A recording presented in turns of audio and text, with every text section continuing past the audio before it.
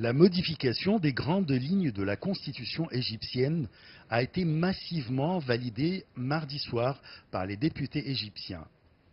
Parmi les changements, un nouvel article qui permet de faire passer le deuxième mandat du président Abdel Fattah el-Sisi de 4 à 6 ans, portant ainsi son terme à 2024. Le chef de l'État pourrait en outre se présenter en 2024 à un troisième mandat de 6 ans.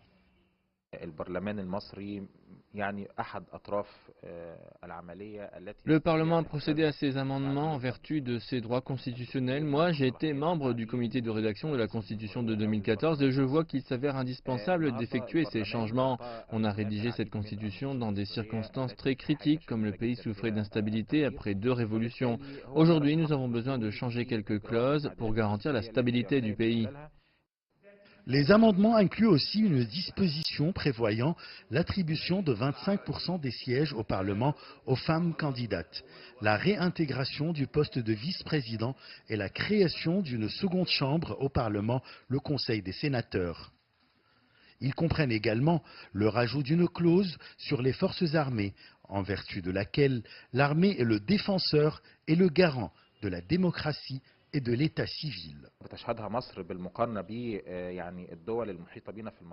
L'Égypte a beaucoup souffert du terrorisme et des groupes islamistes qui voulaient s'emparer du pouvoir. Il est important de garantir la sécurité, la démocratie et l'état civil du pays. Il faut aussi donner à la femme davantage de présence dans la vie politique. Nous avons besoin aussi d'un conseil de sénateurs pour accélérer le processus de la promulgation des lois dont nous avons besoin actuellement pour promouvoir le développement. Les banderoles appelant le peuple à participer et voter en faveur de cette réforme ont envahi les rues du Caire ces dernières semaines. Quant au peuple égyptien, il est divisé entre citoyens qui considèrent que la révision constitutionnelle s'avère indispensable à la stabilité politique et économique du pays, et d'autres qui qualifient ces amendements constitutionnels d'inutiles.